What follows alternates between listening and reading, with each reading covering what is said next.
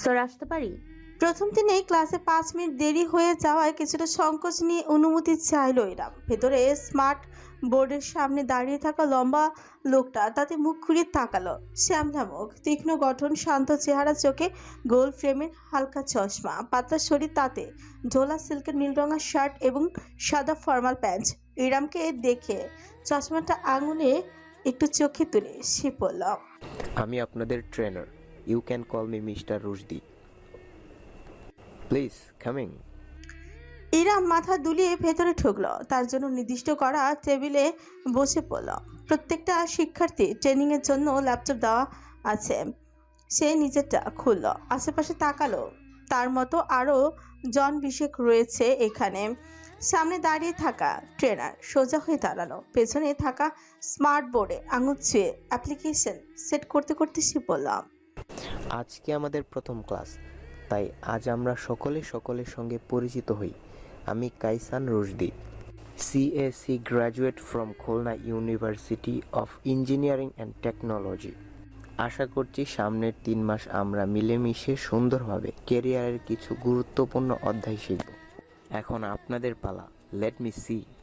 Kaysan এক এক করে প্রত্যেকের পরিচয় সম্পর্কে জানতে চাইল। সবাই উঠে দাঁড়িয়ে নিজেদের নাম, পেশা ইত্যাদি সম্পর্কে জানলো। সবশেষে এলো ইরামের পালা।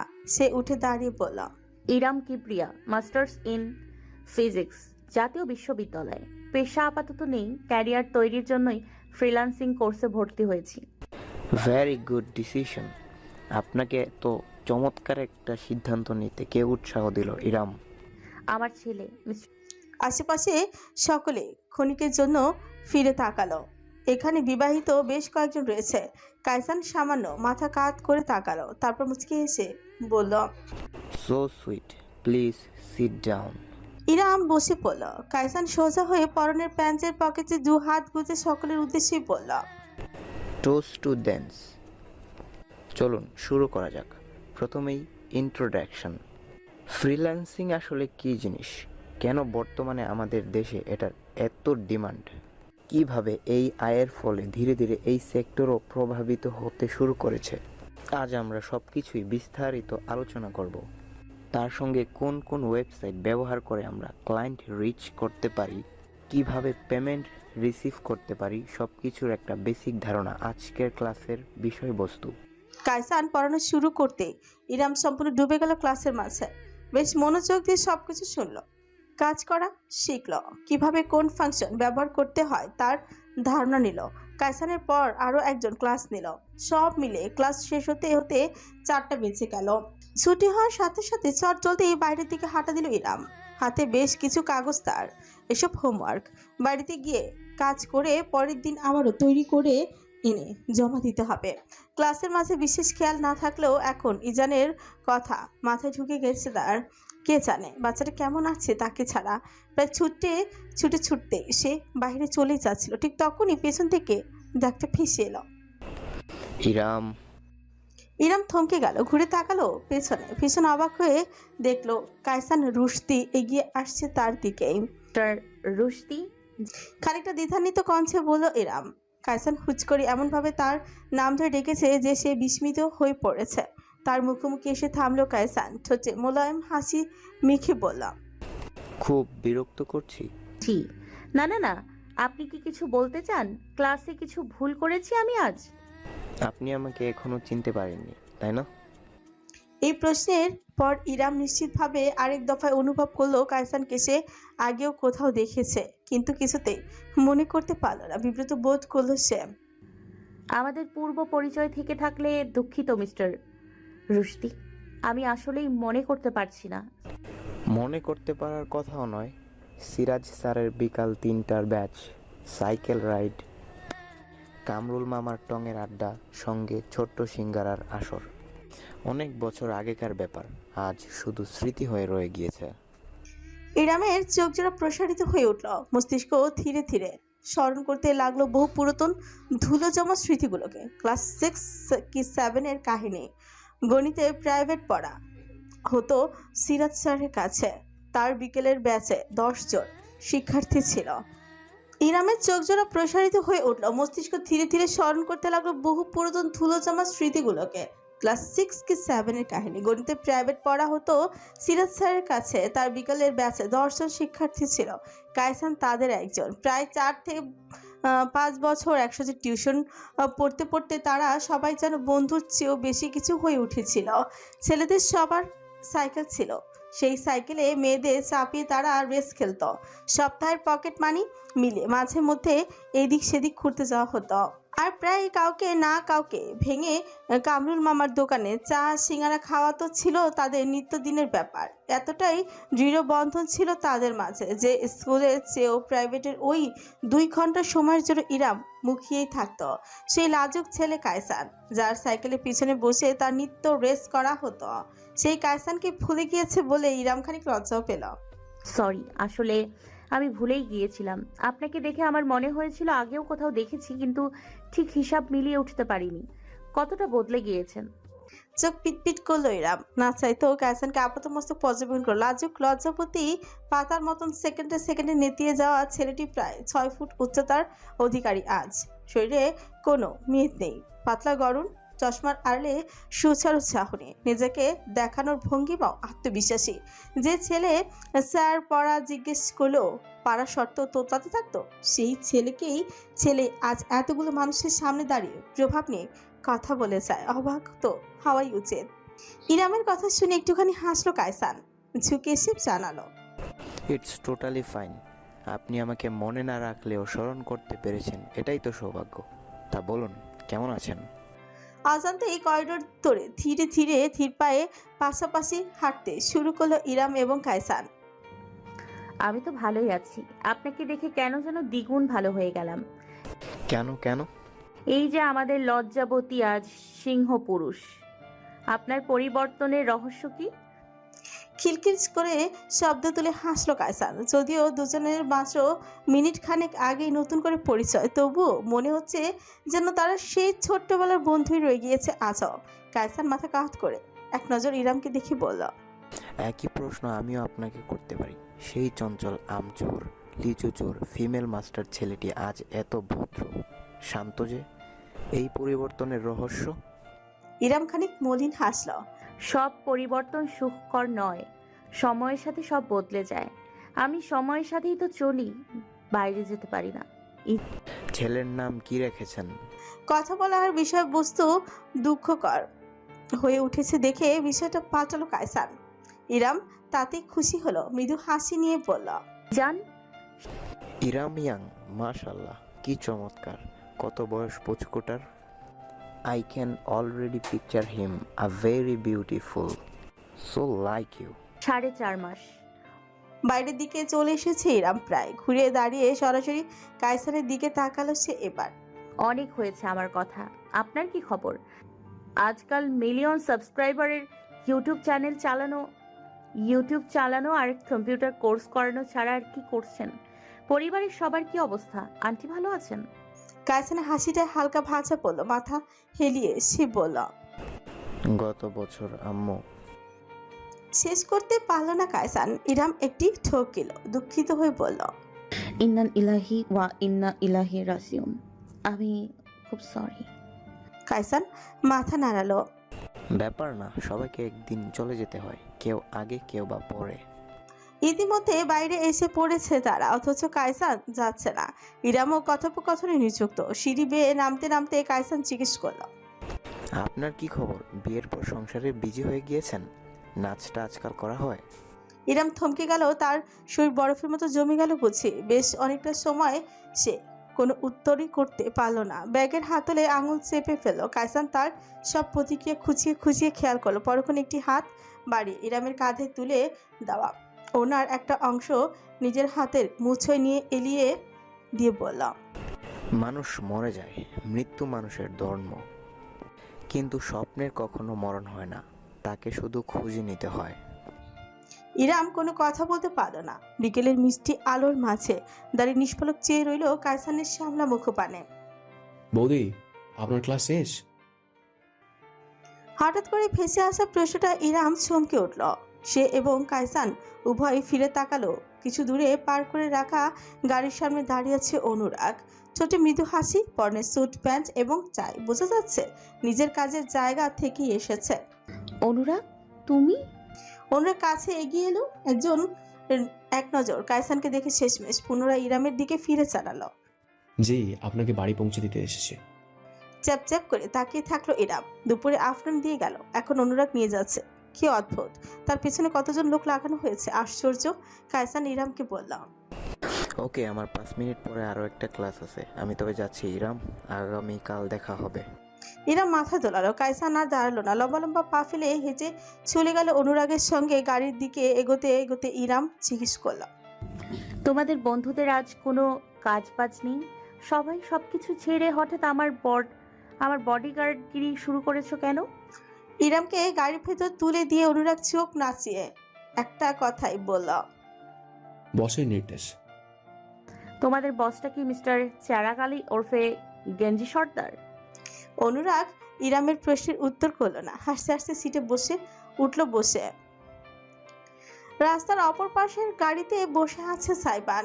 এই গাড়িটা তার নিজের নয়, ভাড়ায় নিয়েছে। জানালায় 70% টিন্ট থাকায় বাইরে থেকে দেখা যায় না ভেতরে কে আছে। গত প্রায় 2.5 ঘন্টা যাবৎ সে এখানে অবস্থান করছে। ইরাম যখন ক্লাসে ঢুকলো তখনই শুধুমাত্র সে বেরিয়ে আশেপাশে ঘুরে বেরিয়েছে, আবার 4টা বাজার আগে ফিরে এসেছে, গাড়ির ভেতর বসেছিল। কায়সানের সঙ্গে ইরামের বেরিয়ে আসা এবং কথোপকথনের ঘটনাটা সে অদূর থেকে স্পষ্ট দেখেছে। এখন বসে বসে দেখলো অনুরাগ ইরামকে গাড়িতে তুলে দিল। বাড়ির গাড়িটা রাস্তা দিয়ে যখন এগোতে শুরু করলো তখন সাইবানও নিজের গাড়ি নিয়ে লম্বা লম্বা একটা দূরত্ব রেখে গাড়িটাকে অনুসরণ করে গেল। পকেট থেকে একটা সিগারেট বের করে ছোটে পুলল সে। তার চোখ যেন তীক্ষ্ণ হয়ে উঠল। কায়সানের চেহারাটা ভাসলো তার চেহারায়। অতঃপর হুট করে গাড়ির স্টিয়ারিংয়ে একটা খুশি বসিয়ে দিল সে। বাড়িতে ফিরে ফ্রেশ হয়ে বেডরুমে এলো ইরাম। সারিকা আবার নিজের চেম্বারে ফিরে গিয়েছে। সুগন্ধা ইজানকে নিয়ে এসেছে। ছোট্ট ছেলেটা বিছানায় শুয়ে একটা বেলুন দিয়ে নিজে নিজে খেলছে। ইরাম ছেলের কাছে গেল, তাকে কোলে নিয়ে গালে চুমু দিতে দিতে বলল, আমার আব্বুটা, আমার কুচুপু, তোমাকে আম্মু কত মিস করেছে জানো তুমি?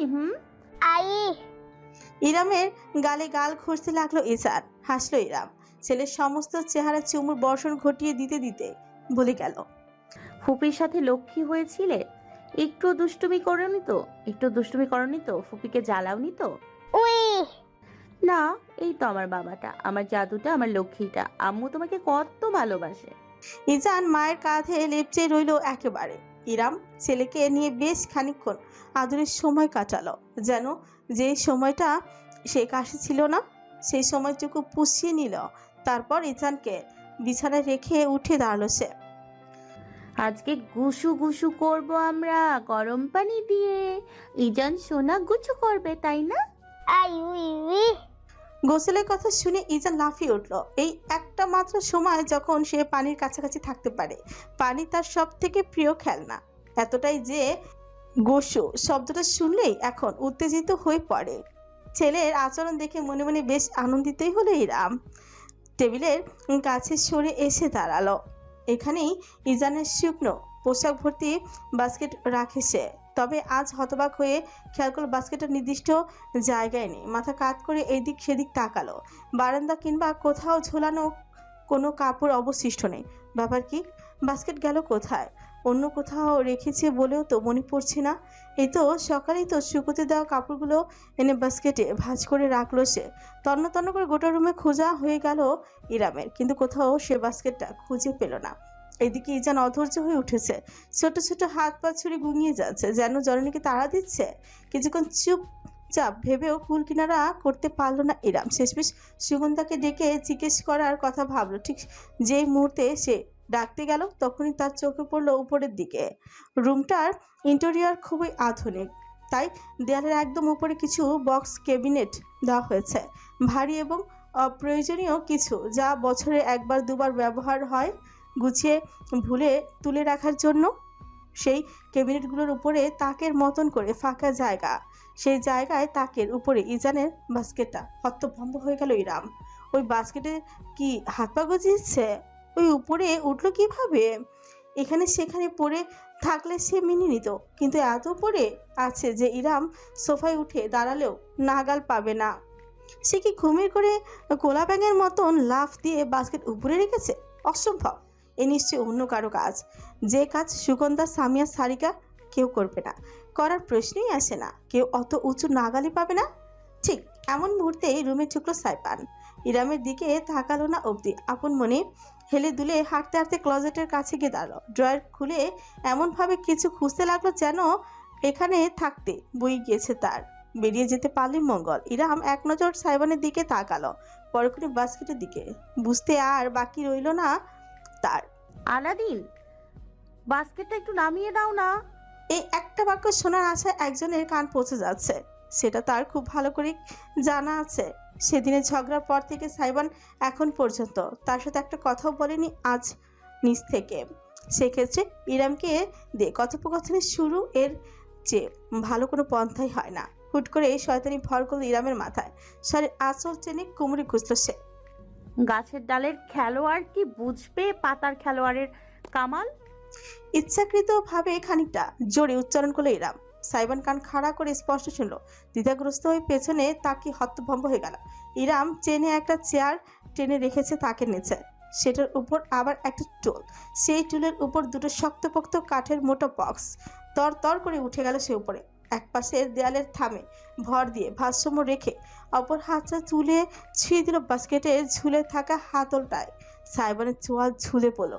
হা করে তাকিয়ে নিল সে দৃশ্যপটে। একটা হ্যাচকা টান মারলো ইরাম। বাস্কেটটা স্লাইড করে একেবারে তার হাতের মাঝে এসে পড়ল।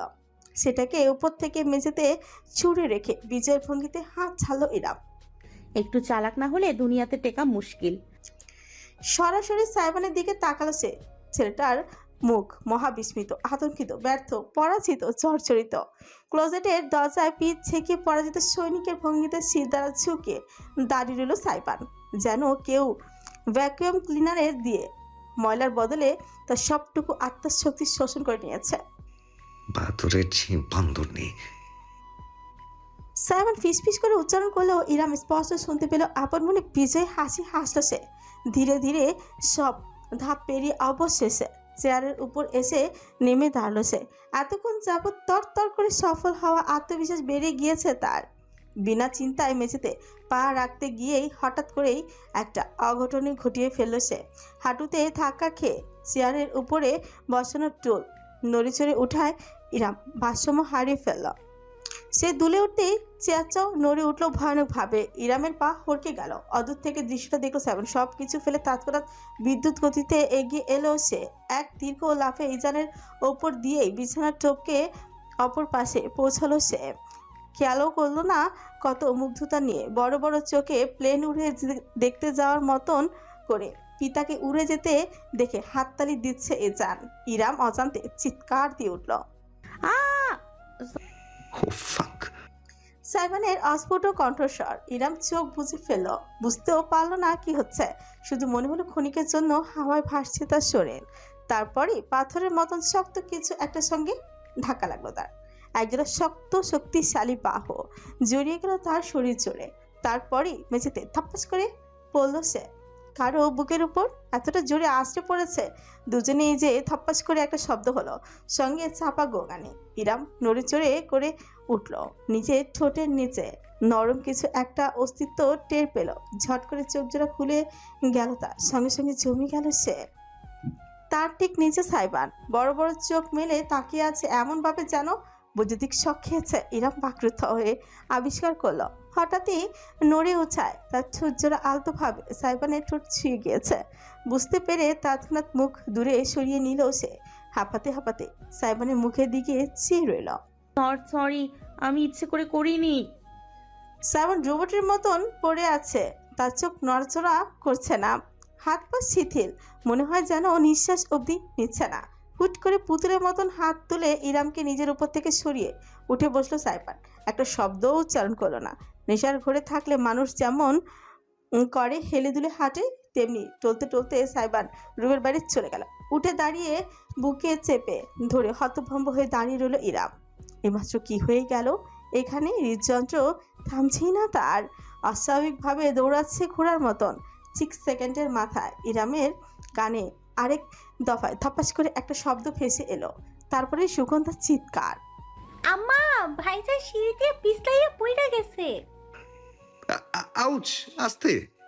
কপালের ক্ষতে সামিয়া ঔষধ লাগিয়ে দেওয়ার জন্য হিসিয়ে উঠল সাইবান। অসন্তুষ্ট দৃষ্টিতে ছেলেকে একবার দেখে সামিয়া পুনরায় নিজের কাজ বহাল রাখল।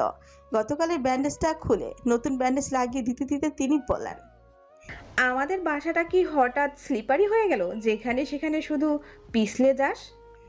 মম, লাগছে। লাগাই উচিত। দিবা স্বপ্ন দেখতে দেখতে সিঁড়ি দিয়ে নামছিলি নাকি? 25 বছরের একটা ধাড়ি ছেলে জীবনে এতগুলো বছরও একবারও এদিকে সেদিকে কোথাও পা হরকে পড়ল না। সে আজকে শুকনো মাটিতে আছাড় খায়। সুগন্ধা না দেখলে আমার কাছে আসতি বলে তো মনে হয় না। ওই দুর্গন্ধ যত নষ্টের গোড়া, ওটাকে বিয়ে শাদী দিয়ে তাড়াতাড়ি এই বাড়ি থেকে বিদায় করো। হ্যাঁ, তার উপর উঠতে বসতে হুকুমের ছুরি ঘুরাবি কার উপর? বিয়ে শাদী সৃষ্টিকর্তার দান। তাছাড়া ভালো ছেলে পাওয়ার ব্যাপার আছে। ওদের মধ্যে তো আবার কাস্ট কুস্টি কত কিছু মেলানো লাগে। আগে পড়াশোনা শেষ করুক মেয়ে, পরে ওসব চিন্তা করা যাবে। সাইবান আরেকটা কথাও বলল না। গোমরা মুখ করে বসে থেকে সামিয়াকে কাজ করতে দিল। নিজের কাজে সন্তুষ্ট হয়ে সামিয়া অবশেষে সরে দাঁড়ালেন। ছেলের গাল ফুলানো মুখটা দেখে তার ঠোঁটে হাসি খেলে গেল। কি রে ব্রো, অ্যাংরি বার্ড হয়ে বসে আছিস কেন? তোমার কি ব্রো? তুমি যাও, তোমার হাসপাতালে যাও। শুধু যাও কেন, ওখানে তাঁবু টানিয়ে আস্তানা বানিয়ে নিতে পারো না? কষ্ট করে ওই 2-1 ঘন্টার জন্য বাড়িতে না আসলেই তো চলে। ও, এই জন্য রাগ করছে চ্যাম। মম বেশি বেশি আজকাল, তাই না? ছেলের পাশে বসে পড়লেন সামিয়া। প্রায় দিন 15 যাবৎ হাসপাতালের ভীষণ চাপ যাচ্ছে। সামনে একটি আন্তর্জাতিক সম্মেলন আছে। বিদেশ থেকে বেশ নামি দামি কয়েকজন লেকচার আসবেন। সব কিছু আয়োজন এবং রুগী দেখায় আজকাল তার বাসায় প্রায় ফেরাই হয় না বললেই চলে। হাসপাতালের কাছেই তার ছোটবেলার বান্ধবীর বাড়ি। বেশি দেরি হলে মাঝে মধ্যে বান্ধবীর সাথেই থেকে যান। আমোদ আসার পর থেকে তার বাড়িতে ফিরে আসার তাড়নাটাও অনেক কমে গিয়েছে। মনটা কেমন অশান্ত, কিন্তু ছেলে মেয়েদের সেসব বুঝতে দিতে চান না তিনি। তাই হাসপাতালের বাহানা ব্যবহার করে চলেন। হাত বাড়িয়ে সাইবানের মাথা ছুলে বিলি কেটে দিতে লাগলেন তিনি। ছেলেও চোখ বুজে বিরাট ছালার মতো পড়ে রইল কোল ঘেঁষে। শুয়ে পড়ল। এই সময়টা তার ভীষণ প্রিয়, যখন তার চঞ্চল ছেলেটা বাইরের জগৎ ছেড়ে এসে তার করে আশ্রয় নেয়। আমি তো ভাবলাম বাড়িতে মানুষ প্রাইভেসি পাবে, কিন্তু দেখছি তো হিতে বিপরীত। তার উপর বল ব্রো, আলাদা রুমে থেকে বিবাহিত জীবনের স্বাদ কেমন নিচ্ছিস? সাইবানের শান্ত মুখটা কুঁচকে গেল। জিভে চুপ করে বিরক্তিবোধ একটা শব্দ তুলে সে বলল, জরিনা আম্মা সকিনার জন্য আমি কালকেই ছেলে দেখা শুরু করব। সিসিটিভিটা আমাকে এক দণ্ড শান্তি যদি দিত। এভাবে বলছিস কেন? খবর সারিকাও পাচার করে থাকতে পারে। ওই ছেলের থেকে চিল মানুষ দুনিয়ায় দুইটা নেই। She can not care less about this সাংসারিক ঝামেলা। সব দুর্গন্ধই করে। সারাদিন বসে বসে নাগিন সিরিয়াল দেখলে তো এসবই হবে। সিরিয়াসলি ব্রো, টপিক চেঞ্জ করছিস কেন? মমকে বলবি না কি হয়েছে? গলার সুর পরিবর্তন করলেন সামিয়া। নরম হলেন ভীষণ। সাইবানের মাথায় বিলি কাটতে লাগলেন। ছেলে তার আর কোনো কথা বলল না, শান্ত হয়ে চুপচি করে রইল। ইরাম কিছু বলেছে সেদিনের ব্যাপারে? অবশেষে মুখ তুলে সামিয়ার দিকে তাকালো সাইবান। উনি আমাকে বলা কবে ছেড়েছে? সন্দেহ ওনার রন্ধ্রে রন্ধ্রে মিশে গিয়েছে। এভাবে বলছিস কেন? তিতলির বাবা মায়ের কাণ্ডে এখনো নারাজ বুঝি? আমি জানি না, আজকাল কথা হয় না। সাইবান কাঁধ তুলে ঠোঁট উল্টে এমন ভাবে বলল যেন ইরামের সঙ্গে সে কথাবার্তাই বলে না, এতে তার কিছু যায়ও আসে না। অথচ সেই ডোন্ট কেয়ার মনোভাবের আড়ালে লুকিয়ে থাকা বিষণ্ণতাটুকু সামিয়া মা বলেই বোধহয় ধরতে পারলেন। বিলি কাটা থামিয়ে ছেলের বুকে হাত রেখে আলতো করে চাপড়াতে লাগলেন সামিয়া, যেন ঘুম পাড়াচ্ছেন। তার নমনীয় কণ্ঠস্বর বাজল সাইবানের কানে। আমি ইরামকে বুঝতে পারছি, তোকেও বুঝতে পারছি, আর আমার মনে হয় তোরা কেউই দোষী না। ইরাম একটা কালো অতীত থেকে বেরিয়ে এসেছে। হুট করে ওর নতুনভাবে কাউকে জোর দিয়ে বিশ্বাস না করাটা স্বাভাবিক। ওর মনের অবস্থাটা বোঝার চেষ্টা কর। নিজের আগে সব সময় ওকে ওর বাচ্চার কথাই ভাবতে হচ্ছে। ও চাইলেই এই বাড়ি থেকে চলে যেতে পারে না, কারণ ওই বাচ্চা। দেখ ভাগ্যের কাছে কতটা অসহায় একটা মানুষ। ওর ফার্স্টেটেড হয়ে যাওয়াটাই নর্মাল। এই যে তুমি মাত্রই বললে তুমি নাকি আমাকেও বুঝতে পারছো মম, তাহলে তোমার সমস্ত কথা শুধু ওনার পক্ষেই সাফাই কেন? সামিয়ার হাঁটু আঁকড়ে ধরে কোলে মুখ গুজে রাখলো সাইপান। তার গম্ভীর কণ্ঠস্বর ভেসে এলো। আই এম ট্রাইং, ওকে? কিন্তু চেষ্টা তো শুধু একজন করলে হবে না। এক নৌকায় যদি দুইজন মাঝি থাকে তাহলে দুজনকে সমান তালে নৌকা বাইতে হবে। যদি একজনই বাইতে থাকে আর অন্যজন ছেড়ে আয়েশ করে, তাহলে তো নৌকা বেশি দূর এগোবে না। সামিয়া মুখ নামিয়ে ছেলের মাথা একটা স্নেহের চুমু খেলেন। তারপর তার কানের কাছে গিয়ে মোলায়েম গলায় বললেন, যে কথাগুলো আমাকে বলছিস সেগুলো ইরামকে সরাসরি কেন বলছিস না? একটা সম্পর্ক ধরে রাখার মূল ভিত্তি হলো কমিউনিকেশন। একে অপরকে না বোঝাটা কোনো ফ্যাক্ট না। ফ্যাক্ট হলো নিজেদের অনুভূতিগুলো সৎভাবে একে অন্যের সাথে শেয়ার না করাটা। ইরাম চাপা স্বভাবের, তাই যোগাযোগটা তোকেই আগে বাড়িয়ে শুরু করতে হবে। হ্যাঁ, যদি এরপরও সমাধান না হয় সেটা অন্য ব্যাপার, কিন্তু শুরু তো কাউকে না কাউকে করতে হবে, বল? তুমি আর ড্যাডও তো কমিউনিকেশন করো না মম। সাইবান এমন একটা কথা বেখিয়ালি বলবে সামিয়া আশাও করেননি। সম্পূর্ণ জমে গেলেন তিনি। ছেলে তার দিকে তাকিয়ে নেই, কোলে মুখ গুজে আছে। যদি তাকিয়ে থাকতো তাহলে অপরাধ বোধ ছাড়া কি তিনি ওই চোখের দৃষ্টি দেখতে পারতেন? কোনোদিনও না। সামিয়া ছট করে পাশ ফিরে তাকালেন। হঠাৎ করে তার সব শব্দ হারিয়ে গিয়েছে। ছেলেকে তিনি আর কোনো উপদেশ দিতে পারলেন না। যে অপরাধী তিনি নিজে, সেই উপদেশ ছেলেকে কিভাবে দিবেন? মা ছেলে কারোরই আর একে অপরের সাথে কথা বলা হলো না। দুজনে একদম চুপ করে রইল। অতঃপর সাইবানের ফোন ব্র্যাবেট করে উঠল পকেটে। মায়ের কাছ থেকে নিজেকে ছাড়িয়ে সে ফোন রিসিভ করলো। ওপাশ থেকে কথাগুলো শুনলো বেশ মনোযোগ দিয়ে। তার নির্মম চেহারা ক্রমশ তীক্ষ্ণতর হয়ে উঠল। সামিয়া খানিক আশঙ্কা বোধ করলেন। কি হয়েছে? তিনি প্রশ্ন করলেন। সাইবান প্রথমটা জবাব না দিয়ে উঠে দাঁড়ালো। চেয়ারে ছুঁড়ে রাখা নিজের রংচঙে জ্যাকেটটা গায়ে জড়িয়ে রুমের বাইরের দিকে এগোলেন। তবে বের হওয়ার আগে পেছনে ফিরে সে মাকে জানালো, বখতিয়ারের লাশ পাওয়া গিয়েছে। আমি থানায় যাচ্ছি, খবরটা ওনাকে জানানোর কোনো প্রয়োজন নেই। এতটুকু বলে সাইবান ঝড়ের গতিতে বেরিয়ে গেল। সামিয়া বিছানায় হতবাক হয়ে বসেই রইলেন। উনি বলতে সে ইরামকে বুঝে গিয়েছে তাতে কোনো সন্দেহ নেই। মাথা চেপে ধরলেন তিনি। বুকের ভেতর ভয় ভর করল। এ কোন আগুন অশুভ চক্রে জড়িয়ে যাচ্ছে তার পরিবার? নিজের ক্লাস শেষে করিডোর ধরে এগিয়ে যাচ্ছে কায়সার। তখনই পেছন থেকে ডাক ভেসে এলো, কায়সার। ঝট করে ঘুরে তাকালো সে। ছুটে আসছে ইরাম। রমণীর পরনে একটা লাল বর্ণের তাঁতির শাড়ি, ঠিকচক কটকটে লাল নয়, একদম হালকা শেড, যার কারণে চোখ আরাম পায়। পরিপাটি করে জড়ানো বস্ত্রটি অন্যান্য দিনের তুলনায় ইরামকে একটু বেশি আকর্ষণীয় করে তুলেছে। লম্বা চুলগুলো খোপা বাঁধা, তাতে আবার একটা বাগান বিলাসী ফুল গুজে দেয়া, অসাধারণ লাগছে। পুরো দস্তর বাংলাদেশি নারী। কায়সান ক্ষণিকের জন্য দৃষ্টি ফেরাতেই পারল না নিজের। অজান্তে ইরামের ছুটে আসতে থাকা অবয়বে আটকে রইল তার গভীর চোখ ছোড়া। ইরাম কাছে এসে থামল, বিরাট করে হাসল। তোমার জন্য সারপ্রাইজ আছে। কায়সান ভ্রু উঁচু করে তাকালো। ইরাম কোর্সের ক্লাস করছে 1 সপ্তাহ হয়ে গিয়েছে। এই 1 সপ্তাহে শিক্ষক শিক্ষার্থীর বন্ধনের পাশাপাশি তাদের মাঝে পুরাতন বন্ধুত্বের আবহাওয়াটা ফিরে এসেছে। উভয়ে এখন একে অপরকে নাম ধরে তুমি বলে সম্বোধন করে। যদিও ক্লাসের ভেতর সে ইরামের জন্য মিস্টার রুশদি আর তার জন্য ইরাম মিসেস কিবরিয়া। সম্পূর্ণরূপে ইরামের দিকে ঘুরে দাঁড়ালো কায়সান শুধালো, সারপ্রাইজ। ইরা মাথা দুলিয়ে নিজের হাতের ম্যাকবুকটা খুলে দেখালো। স্ক্রিনে তার ফাইবার অ্যাকাউন্টের ছবি। সেখানে স্পষ্ট দেখা যাচ্ছে একটা কাজের অনুরোধ পেয়েছে সে। ইরাম খানিকটা গর্বিত কণ্ঠ স্বরে জানালো, কোর্সের আগেই অ্যাকাউন্ট খুলে আমি অ্যাড দিয়ে রেখেছিলাম। $5 আর্টিকেলের কাজ করে দেব। বেশ কয়েকটা স্যাম্পলও রেডি করে রেখেছি। যেহেতু কলেজ ভার্সিটিতে কম্পিউটারের টুকটাক কাজ শেখা হয়েছিল, একজন যোগাযোগ করেছে। সে আমার থেকে 2টো আর্টিকেল নিতে চায়, $8 দেবে। একসাথে 2টো যেহেতু নিচ্ছে আমি রাজি হয়ে গিয়েছি ডিসকাউন্টে। আমার প্রথম ফ্রিল্যান্সিং কাজ। ব্রিলিয়ান্ট। কায়সানের চোখ জোর চকচক করে উঠলো, বিস্তৃত হাসি ছেয়ে গেল তার তীক্ষ্ণ শ্যামলা মুখ জুড়ে। ইরাম এক দেখাতেই বলতে পারবে এই হাসি মিথ্যে নয়, অপরের খুশিতে সুখী হওয়ার পবিত্রতম হাসি। কায়সান উত্তেজিত হয়ে ইরামের কাঁধে সাবধানে হাত রেখে বলল, listen girl, I am really proud of you. Thank you. আর এটা সবে শুরু ইরাম, দেখো সামনে আরো কত সফলতা বাকি আছে তোমার জন্য।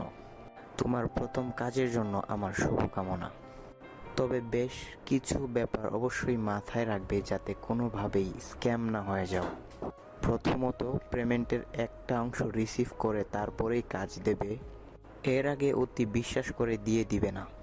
আর টাকাটাও সরাসরি ব্যাংকে আসে না, তুমি বিদেশ থেকে যেটা উপার্জন করবে সেটা রিমিটেন্স হিসেবে যোগ হবে কিন্তু। সো ইরামকে হাজার রকম উপদেশ দিতে দিতে পাশাপাশি হাঁটতে লাগলো কায়সার। ইরামের ভালোই লাগলো, একদম গুরুজনের মতন কোনটা কিভাবে করতে হবে, কোনটা করা যাবে না সেই সব বুঝিয়ে দিতে লাগলো কায়সার। মনে মনে ভাবলো সে $8 আহামরি কিছু নয়, কিন্তু এই সূচনাটাই দরকার ছিল ইরামের। প্রায় বাইরের সিঁড়িতে পৌঁছে গিয়েছে দুজনে। কায়সানের ক্লাস না থাকলে সে ইরামকে প্রতিদিনই বাইরে গাড়ি অবধি পৌঁছে দেয়, আজও ব্যতিক্রম ঘটেনি। সিঁড়ি বেয়ে নামতে নামতে হাসি মুখে সে বলল, তারপর বলো, নিজের প্রথম ফ্রিল্যান্সিং উপার্জন দিয়ে কি করবে? $8 বাংলাদেশি টাকায় 982 এর মতন হবে। ভ্যাট ট্যাক্স আছে। তুমি কি চাও তোমাকে কিছু গিফট করি? ইরামের প্রস্তাবে কায়সান হাসল। এক প্লেট ফুচকা খাওয়ালে কিন্তু কিছুই মনে করব না। তুমি এত লো মেইনটেন্স। আচ্ছা ঠিক আছে, তোমার জন্য 1 প্লেট ফুচকা তোলা থাকলো। ইজানের জন্য নতুন বেবি লোশন। আরো একটা জিনিসের কথা ইরামের মাথায় এলো ঠিকই, কিন্তু কায়সানের সামনে সেটা পড়ল না। গাড়ির কাছে এসে গিয়েছে উভয়ে। আজ এসেছে নীরব, হাসি মুখে অপেক্ষা করছে। ইরাম চোখ উল্চে ভাবলো ঠিক কোন ধরনের শক্ত বন্ধুত্ব হলে বন্ধুর জন্য দিনের পর দিন মানুষ বিনা প্রশ্নে এভাবে হাজির হয়ে যায়। কায়সানকে বিদায় জানিয়ে নীরবের কাছে গেল ইরাম। তোমারও বিশেষ কোনো কর্ম নেই, বুঝতে পেরেছি। এটাই আমার কর্ম, এর জন্য বেতন পাই, আপনি জানেন না? একগাল হেসে বলল নীরব। ইরাম সন্দেহ নজরে তাকালো, সত্যি বেতন পায় নাকি মজা করলো। মাথা ঘামালো না আর, শুধু দিন গুনছে সে। দেখবে আর কতদিন সাইমন এই চোর পুলিশের খেলা জারি রাখতে পারে তার সাথে। আচ্ছা, বাড়িতে ফেরার আগে একবার সুপার শপে নামবো। চিজ কিনতে হবে, বাড়িতে ছিল না। চিজ পাস্তা বানাবো আজ। তুমিও ইনভাইটেড। আরে ভাবি, আপনি তো জোস। দুজনে গাড়ির ভেতর উঠে বসলো। কিছুক্ষণ বাদে মাঝ রাস্তায় সুপার শপের সামনে গাড়ি থামালো ড্রাইভার। ইরাম এবং নীরব বেরিয়ে ভেতরে ঢুকলো। বাস্কেট নিয়ে চিজ, পাস্তা আর টুকটাক জিনিস ইরাম নিচ্ছে। ঠিক এমন সময় বিপরীত দিক থেকে আসতে থাকা কারোর সঙ্গে আসতে ধাক্কা লাগলো তার। ও এক্সট্রিমলি সরি। জি। ইরাম সরে দাঁড়াতেই খানিক অবাক হয়ে গেল। তার সামনে দাঁড়িয়ে আছে তিতলে, একটা কার্ট ঠেলে আসছিল, পরনে চায়ের চপ আর ছোলা ট্রাউজার। কি যেন চিবুচ্ছে, চুইংগাম বোধ হয়। ইরামকে দেখে চোখে বুঝি তার তারাই ফুটলো মির্জার। ওহ হ্যালো, ভাবিনি আপনাকে এখানে এভাবে দেখতে পেয়ে যাব। আমি টুকটাক কেনাকাটা করতে এসেছিলাম। এতটুকু বলে ইরাম ইচ্ছাকৃতভাবে তিতলিকে এড়িয়ে যেতে চাইল, কিন্তু পারল না। মেয়েটা তার পেছনে পেছনে এলো। দেখা হয়ে ভালোই হলো, আপনাকে কিছু বলার ছিল আমার। ইরাম থামলো না, তাক থেকে নামিয়ে জিনিস দেখতে দেখতেই জানালো, বলো। জি। সেদিনের জন্য আমি দুঃখিত। জিনির কাছে সরি বলেছি, কিন্তু আপনাকে বলা হয়নি।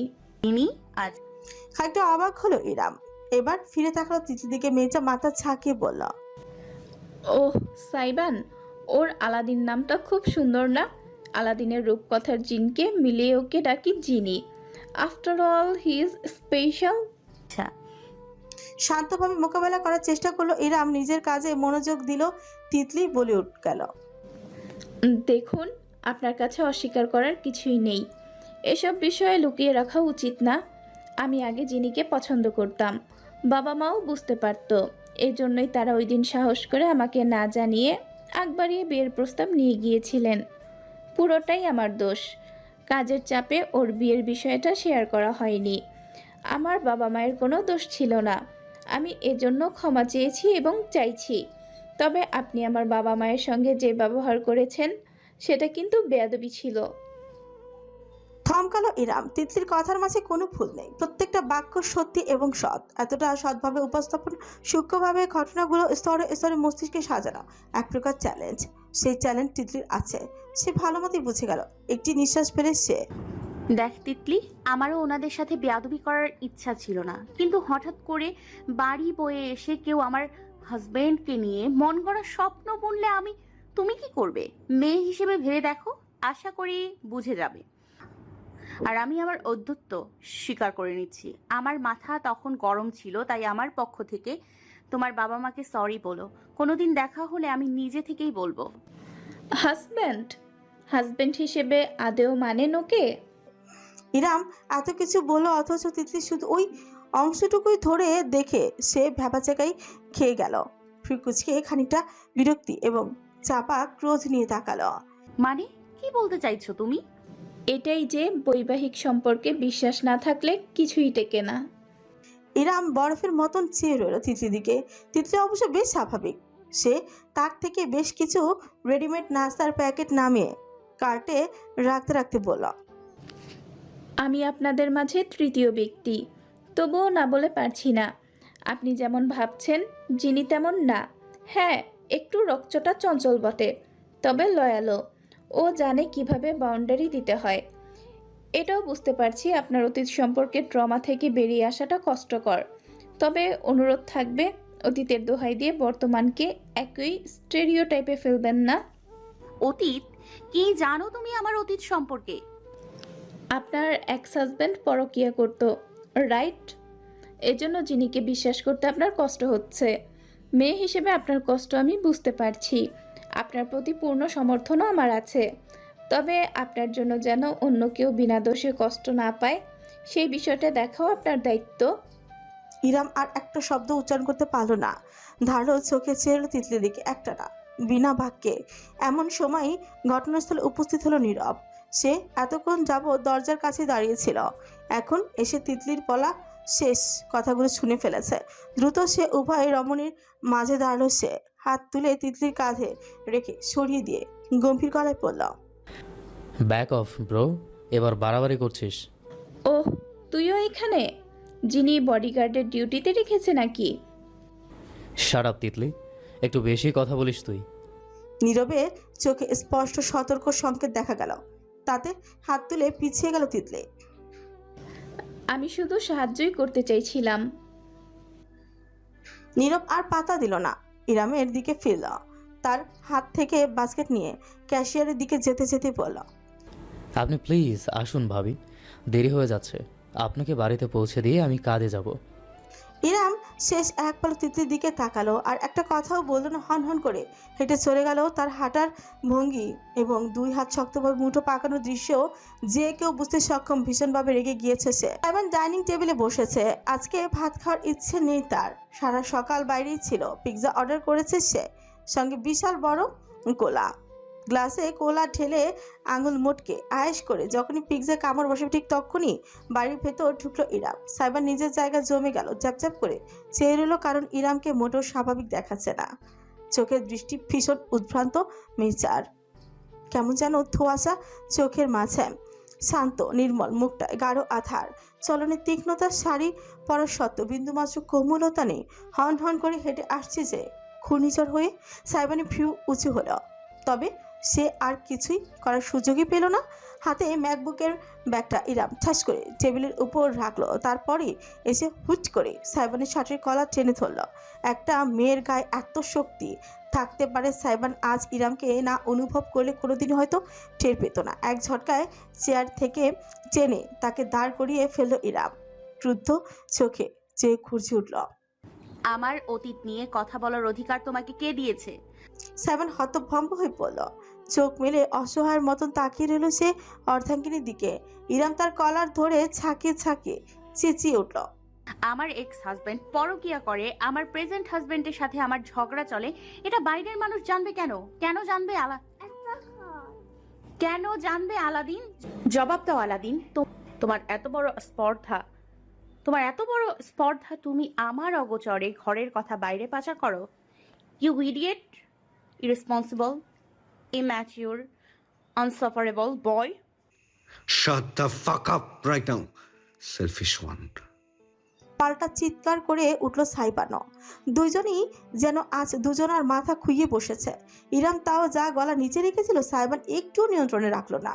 তার পুরুষালী ধমকের আওয়াজে কিচেন থেকে সুগন্ধাও ছুটে এলো। ইজানকে সবে সে ঘুম পাড়াতে সক্ষম হওয়া সারিকাও দৌড়ে এলো। সামিয়া আজ বাড়িতে ছিলেন। তিনি এমনকি সব সময় আড়ালে থাকা আহমদ অবধি নিজের রুমের নির্বাসন ত্যাগ করে হলরুমে চলে এলেন। ইরাম সবাইকে আশেপাশে দেখে আঙুল তুলে সাইবানকে শাসালো।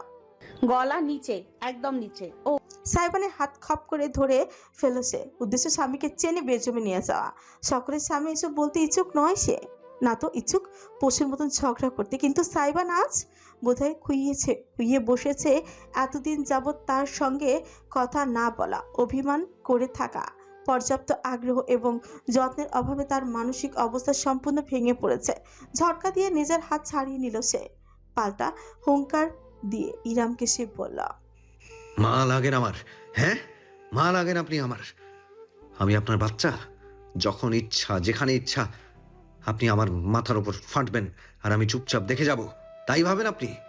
তাহলে তুমি সারা বাড়ির মানুষকে শোনাতে চাও? সেটাই তো তোমার স্বভাব। সমাজে কথা ছড়াতে পারো আর বাড়িতে ছড়াবে না। ছড়িয়েছি, বেশ করেছি। আপনার নামে আরো কিছু ছড়ানো উচিত। পাগল হয়ে গেছিস তুই? সামিয়া ছুটে যেতে চাইলেন ছেলে বউয়ের মাঝখানে, কিন্তু সারিকা মাকে চেপে ধরল।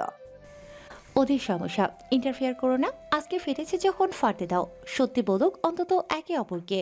সামিয়া মেয়ের বাহুর মাঝে হতবাক হয়ে দেখতে লাগলেন। কাণ্ড অসহায়ের মতন। পাত্তা দেয়নি ইরাম কিংবা সাইবানের কেউই। উভয়ই একে অপরের ক্রোধে ডুবে আছে। তোমার সমস্যাটা কোথায় আলাদিন? আমি তোমার কোন পাকাধারে মই দিয়েছি? আমাকে মানুষের সামনে নিজ প্রমাণ করে তুমি কি পাও? ঠিক যে কথাগুলো আমি তোমাকে বলেছি আজকে সেগুলোরই প্রমাণ পাওয়া গিয়েছে। তুমি বোঝো না? দুধ খাওয়া শিশু তুমি। আমাদের দাম্পত্য জীবনের গোপন কথা তোমার মেয়ে বান্ধবী কেন জানবে? কিসের পরামর্শ দরকার ছিল তোমার? বাসার মা বোনকে যে কথা বলতে পারোনি সেই কথা বলতে গিয়েছো বান্ধবীকে, আর আমি তোমাকে সন্দেহ করলেই দোষ? মাথায় রক্ত চড়ে গেল সাইবানের। শটান করে খুশি হাঁকালো সে। আটকে উঠল সবাই। এই বুঝি ইরাম আঘাত পায়। অথচ সাইবানের ঘুষিটা গিয়ে লাগলো সিঁড়ির রেলিংয়ে। চামড়া ফেটে রক্তই করতে গড়াতে লাগলো। দাঁত কিরমির করলো সে। দুই পাশে তীক্ষ্ণ সোচালো দাঁত জোড়া বেরিয়ে এলো তার। সুদর্শন চেহারা হয়ে উঠল পাশবিক। সন্দেহ সন্দেহ সন্দেহ, I am fucking tired of this. সাইবানের চোখ জোড়াও বুঝি লালচে হয়ে উঠেছে। ঘর ঘর শব্দ বেরোচ্ছে তার গলা থেকে। ইরামের সামনে বুঝি কোনো পশুই দাঁড়িয়ে আছে। আমি আপনার কাছে চকলেটের মোড়ক, যাকে চেটে ফেলে দেয়া হয় ডাস্টবিনে। অন্যের বেলায় চোখে ঠুলি পড়ে থাকেন, আর আমার বেলায় অনুবীক্ষণের নিচে ফেলে মাপেন। আপনি এত স্বার্থপর কেন ইরাম আপু? ইরাম জবাব দিতে পারল না। স্তব্ধ হয়ে দাঁড়িয়ে রইল। সাইবান আজ থেমে নেই। সে ভেতরে সব কিছু উগড়ে দিচ্ছে। সত্য কথা কি জানেন? আমি আপনার মতন স্বার্থপর মানুষ জীবনেও দুটো দেখিনি। আমার বান্ধবীর কথা বলছেন তিতলি? আরে ও তো আমার জীবনে এমন সময় আমার পাশে ছিল যখন আপনার ঠিকইটাও খুঁজে পাওয়া যায়নি। আপনি তখন নিজের সংসারে নিজের স্বামীর সাথে আয়েশ করছিলেন। আপনি কি বুঝবেন আমাকে, আমার বন্ধুত্বকে, আমার প্রায়োরিটিকে? আমার শিক্ষা দীক্ষা সব ভুয়া। আপনি জানেন শুধু মানুষকে ব্যবহার করতে। আমাকে বিয়ে করে ব্যবহার করে যাচ্ছেন ইচ্ছে মতো। আমার টাকা, আমার নিরাপত্তা, আমার সবকিছু আপনি আর আপনার ছেলে মিলে লুটে নিচ্ছেন। এরপর সুযোগ বুঝে একটা সময় চলে যাবেন। লজ্জা করে না আপনার? কোনোদিনও সংকোচ হয় না? শাইদ দা হেল, এবার অতিরিক্ত বলছিস তুই। সারিকা অবধি আর না বলে থাকতে পারলো না। তবে সাইবান বোনের দিকে ঘুরেও তাকালো না। আহমদ মেয়ের স্ত্রীর পাশে থামে হেলান দিয়ে বিনোদনের সঙ্গে দেখতে দেখতে মন্তব্য করলেন, এটা আজ নয় কাল হওয়ারই ছিল। তুমি এই পরিণতি ডেকে এনেছো, দেখেছো সানিয়া? হাতের মুঠো অবধি শক্ত করে ফেললেন সামিয়া। এই মুহূর্তে স্বামীকে আর কিচ্ছু বলতে পারলেন না তিনি। তার চোখে অশ্রু টলটল করছে। সাইবান এবং ইরাম কেউ আর পরিবারের জন্য থেমে নেই। ইরাম অবশ্য নিশ্চুপ, কিন্তু সাইবানের একটা কথাও আর মাটিতে পড়ছে না, সে ক্লান্ত। বারবার অতীতের দোহাই দিয়ে সিম্প্যাথি কামাতে আসবেন না। এই পৃথিবী দয়ালু না, কেউ আপনাকে দয়া করবে না। আমাদের সবারই কোনো না কোনো অতীত আছে, পার্থক্য শুধু আমরা অতীত নিয়ে পড়ে থাকি না। সেখানে আপনি অতীত থেকে বেরিয়ে হতে পারছেন না। বিশ্বাস করতে না চাইলে বিয়ে করেছেন কেন? নাচতে নাচতে তো আমি যাইনি আপনার কাছে, অসহায় হয়ে আপনি এসেছিলেন। আর যখন আমি আপনার সাথে অ্যাডজাস্ট করে নিতে চাইলাম, তখনই আপনার সব সন্দেহ শুরু হয়ে গেল। হ্যাঁ যান, আমি বাইরে প্রেম করি, আপনাকে রেখে বাইরে 5টা 10টা প্রেম করি। তিতলি আমার গার্লফ্রেন্ড, আপনাকে ডিভোর্স দিয়ে আমি ওকে বিয়ে করব, কারণ আপনার মতো বউ থাকার না থাকা সমান। ইরাম তাকে এলো সাইবানের দিকে নিষ্পলক। সাইবান এখন রীতিমতো কাঁপতে কাঁপতে কথা বলছে, রাগ দুঃখ হতাশা সব বাঁধ ভেঙে বেরিয়ে পড়েছে। আপনি আমাকে বিশ্বাস করেন না, এক ফোঁটা বিশ্বাস করেন না। সারা দুনিয়া বিবস্ত্র হয়ে আমার সামনে ঘুরে বেড়ালেও আমার পৌরসে আমি একটা আঁচ আসতে দেব না। আমার সেই ক্ষমতা আছে, সেই ধৈর্য, সেই অধ্যাবসায় আর সেই শিক্ষা আছে, কিন্তু না, আপনি তো বুঝবেন না। পরকীয়া, বিশ্বাস ভাঙা, এইসব শব্দই তো চিনে নিয়েছেন আপনি, তাই না? আপনার আগের স্বামী আর আমি একই মানুষ আপনার কাছে, স্রেফ জানোয়ার। এই জানোয়ারকে শুধু ব্যবহার করে যান, বিশ্বাস ভরসা করতে হবে না। অতীত নিয়েই থাকুন আপনি, ট্রমাতেই বসবাস করেন, স্বার্থপর মহিলা। সাইবান হাঁপাচ্ছে, তীক্ষ্ণ চোখে চেঁচিয়ে সে হঠাৎ করে জমে গেল। ইরামের চোখ জোড়া টলটল করছে, অশ্রু জমেছে ঠিকই, কিন্তু উপচে পড়ছে না অদম্য শক্তির জোরে। সাইবান চোখ পিটপিট করলো, বুকের ভিতর দামামা বাজলো তার। শেষ শেষ শেষ, সবকিছু শেষ করে ফেলেছে সে। আমি স্বার্থপর, আমি অবিশ্বাসী, আমি সন্দেহ করি। ঠিকই বলেছ আলাদিন, আমি তেমনই। ইরামের কঞ্চ খানিকটা কাঁপল। সাইবানের সামনে বুঝি তার গোটা দুনিয়া গুড়িয়ে গেল।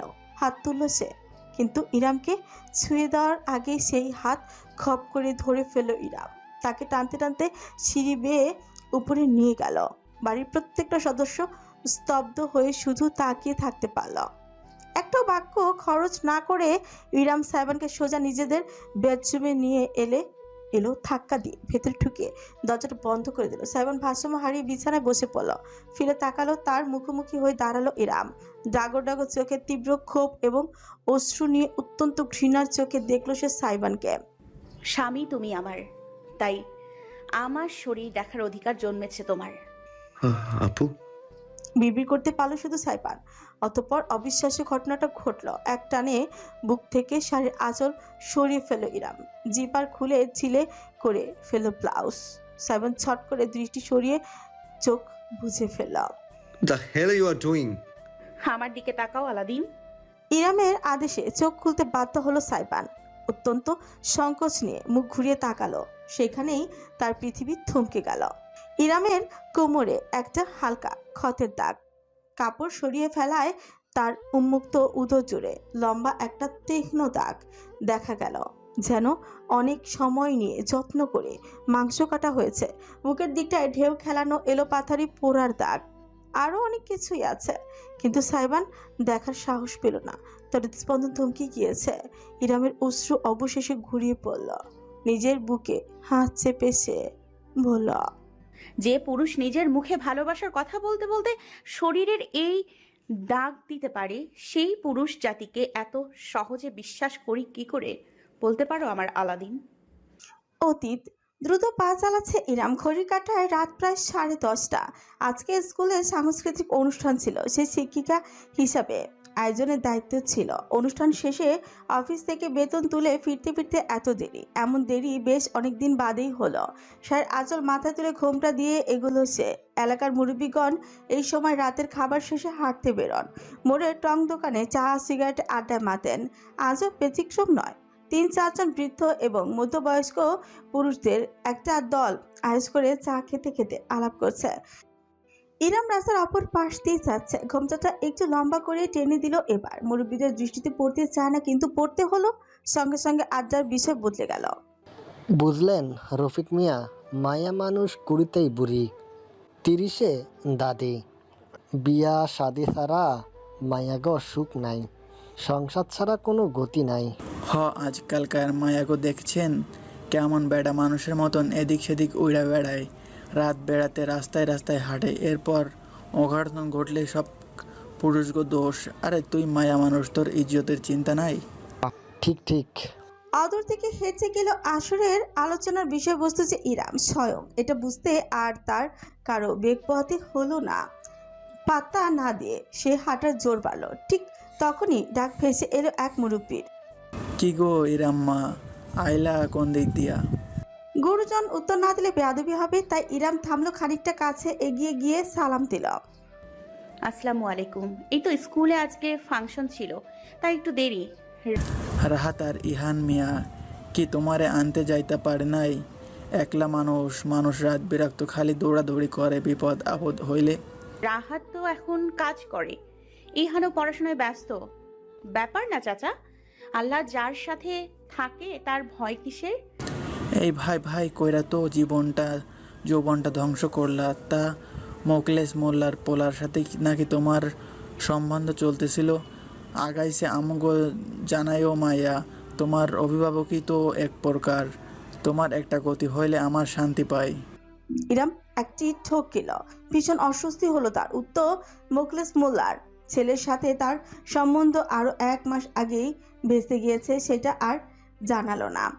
যেন ইচ্ছে করেই তাকে নিজ প্রমাণ করে আত্মিক শান্তি লাভের উদ্দেশ্যে গুরুজন নামক মানুষগুলোর পক্ষ থেকে প্রশ্নটা করা হয়েছে। মাথা নিচু করে ইরাম বলল, জি চাচা, দরকার পড়লে অবশ্যই জানাবো। সালাম দিয়ে চলে এলো ইরাম। পেছন ফিরে তাকালো না, শুনলো না কিছু।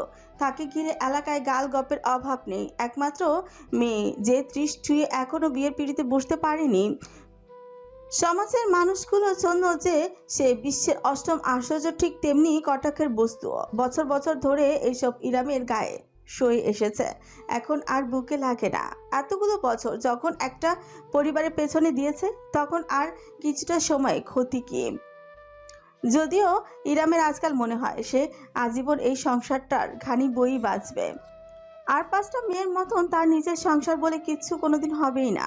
মুন্সিবাড়ির মানুষগুলো এখনো জাগ্রত, এত জলদি ঘুমায় না। ইরাম আস্তে করে গেট খুলে ভেতরে ঢুকলো। জোতা খুলে প্রতিদিনের মতন তাকে রেখে পা মুছে ভেতরে এলো নিঃশব্দে। বহু কষ্টে একটা বেসরকারি প্রাইমারি স্কুলে সে গত বছর টিচার হিসেবে জয়েন করেছে। বেতন 20,000। আজ এই মাসের বেতনটা হাতে পেয়েছে। প্রতি মাসে বেতনের অর্ধেক টাকা সে সাংসারিক খরচ হিসেবে দিয়ে দেয়। এবারেও কোনো ব্যতিক্রম ঘটবে না। টাকা গুনতে গুনতে নিচতলায় রাতের রুমের দিকে এগুলো সে। স্বামী স্ত্রী উভয়ে কোনো গুরুত্বপূর্ণ আলোচনা করছে বোধহয়। বোঝার চেষ্টা করো ইরাম, আপুকে এভাবে দিনের পর দিন এই বাড়িতে রাখা সম্ভব না।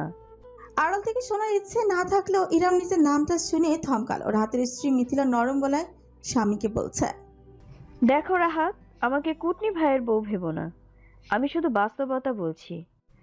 আমরা এতদিন একা ছিলাম, সমস্যা হয়নি, কিন্তু এখন আমরা আর একা নেই। আমাদের যমজ সন্তান এসেছে দুনিয়ায়, এদের দেখতে হবে, বড় করতে হবে। আজও ছোটটি আছে বলে বিশেষ প্রভাব পড়ছে না, কিন্তু যত বড় হবে তত আর্থিক এবং মানসিক চাপ বাড়বে। আপুর বয়স হয়েছে, সমাজে মানুষ নানান ধরনের কথা বলে বেড়ায়। আপুর নামে এইসব শুনলে আমারও খারাপ লাগে। উনি এই সংসারের জন্য কম করেননি, কিন্তু দিন শেষে এটা উনার নিজের সংসার না, আমাদের সংসার। উনাকে আজ হোক কাল হোক নিজের সংসারে যেতেই হবে। আমিও ভাবছি মিথিলা, তোমার কি মনে হয় আমি হাত গুটিয়ে বসে আছি?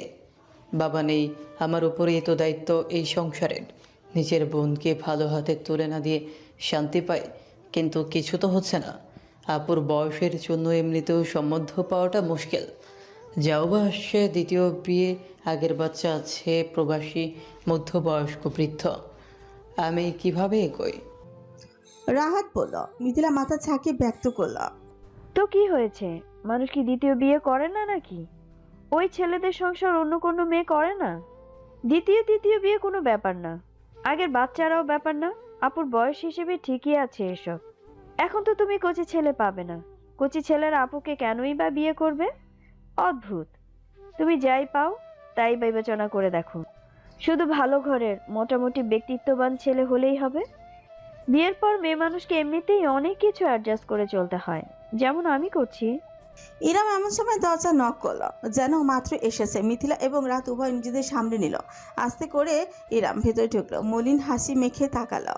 এসে গিয়েছিস ভাই? খেয়েছিস রাতে? হ্যাঁ আপু, খেয়েছি। তুমিও যাও, ফ্রেশ হয়ে খেয়ে নাও। মিথিলা যাও, আপুর খাবারটা গরম করে দাও। মিথিলা মাথা নেড়ে স্বামীর আজ্ঞা পালন করতে এগোচ্ছিল। ইরাম তাকে থামালো, একটি হাত তুলে সেখানে 10,000 টাকা রেখে বলল, এই নাও, এই মাসের টাকাটা খরচ করো মন মতো। আর বাবুদের জন্য কিছু লাগলে অবশ্যই আমাকে বলবে। ভাই আমার নতুন চাকরি পেয়েছে, এক্ষুনি এত ইনকাম করতে পারবে না। তাছাড়া তোমাদের সঞ্চয় তো জরুরি, বলো। আমি গেলাম। আর হ্যাঁ, খাবারটা গরম করতে হবে না তোমাকে, আমি নিজে করে নিব। সারা দিন বাবুদের পেছনে খাটতে থাকো, আজ একটু বিশ্রাম নাও। শুভরাত্রি। আর দাঁড়ালো না ইরাম, উচোর ঘুরে রুমের বাইরে চলে গেল। সিঁড়ি বেয়ে উপরে নিজের রুমের দিকে উঠতে উঠতে সে ভাবলো, মুরব্বীরা ঠিক বলেনি, ত্রিশে মেয়েরা শুধু দাদি হয় না, মরে যায়।